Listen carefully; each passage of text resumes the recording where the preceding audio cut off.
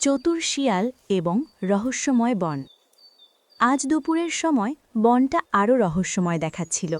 সূর্যের হালকা আলো বাম্বুর পাতার মধ্যে দিয়ে ফিল্টার হয়ে ঝলমল করছিল।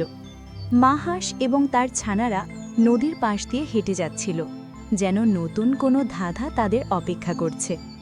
জ্ঞানী হাঁসছানা তার মোটা ফ্রেমের চশমা ঠিক করে সতর্কভাবে চারপাশ দেখছিল।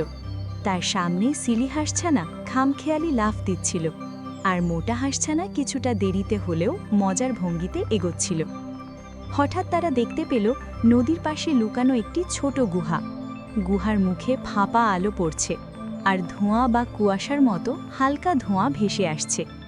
জ্ঞানী হাঁসছানা সতর্কতা অবলম্বন করে বাকি ছানাদের গাইড করল। শিয়ালটি দূরে লুকিয়ে বসেছিল, কৌশল ভাবছিল নতুন ফাঁদ তৈরি করার।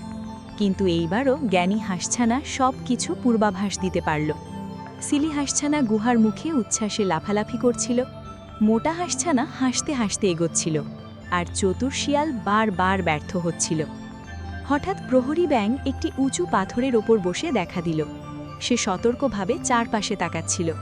জ্ঞানী হাঁসছানা প্রহরী ব্যাঙকে চিহ্নিত করল এবং সবার জন্য নিরাপদ পথ নির্ধারণ করল। ছানারা একে একে গুহার চারপাশে হাঁটতে লাগল, মজা, রোমাঞ্চ এবং সতর্কতার মিশ্রণে।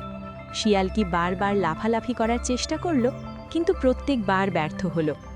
মা হাঁস শান্তভাবে তাদের পেছনে এগোচ্ছিল, কোনো দুশ্চিন্তা ছাড়া। জ্ঞানী হাঁসছানা আবারও নিশ্চিত করল যে সবাই নিরাপদে আছে। শেষে তারা গুহার পাশ দিয়ে একটি নতুন খোলা মাঠে পৌঁছল। সব ছানারা আনন্দে লাফালাফি করতে লাগল। শিয়ালটি হতাশ হয়ে বসে রইল, কিন্তু মনে মনে ভাবছিল, পরের বার অবশ্যই আমি একটি নতুন কৌশল নিয়ে আসব।